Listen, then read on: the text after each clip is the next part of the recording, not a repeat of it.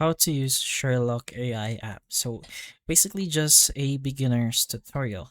If you want to go ahead and try this, you should be able to install it directly in your Google Play or App Store to just get started, I suppose.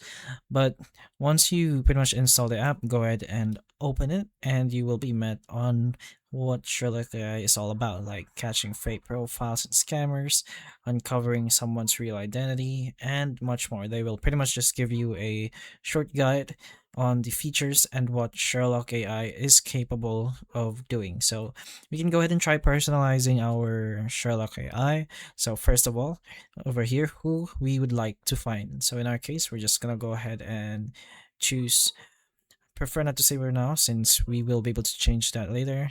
Actually, we're just gonna choose this for now, and how we were able to find them. I suppose YouTube, I guess, or other. But these are just personalizations. These can change later on, I suppose. But I didn't mean to put it on 1 star. I apologize for that. You should be able to choose a subscription if you want, but you could skip that for now if you just want the basic features. But again, if you want more, just go ahead and choose the subscription. So from here, you can go ahead and use your camera or a image from your gallery to crop a face and then make sure it is clear and centered, since Sherlock uses the crop face as the image it analyzes for visually similar public results. In our case, we're just going to use a feline over here.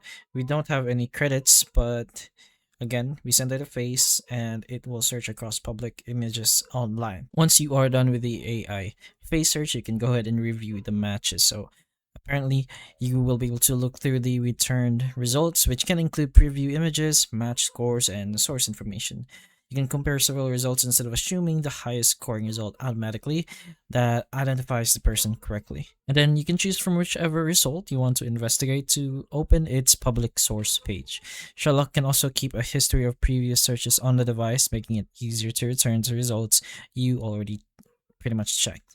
So you gotta put in mind that face search matches can be incorrect, so you can treat them as possible visual matches rather than proof of someone's identity. So use the app responsibly and, of course, just respect other people's privacy. But that's pretty much the general idea on how the Sherlock AI app works. So hopefully this video does help.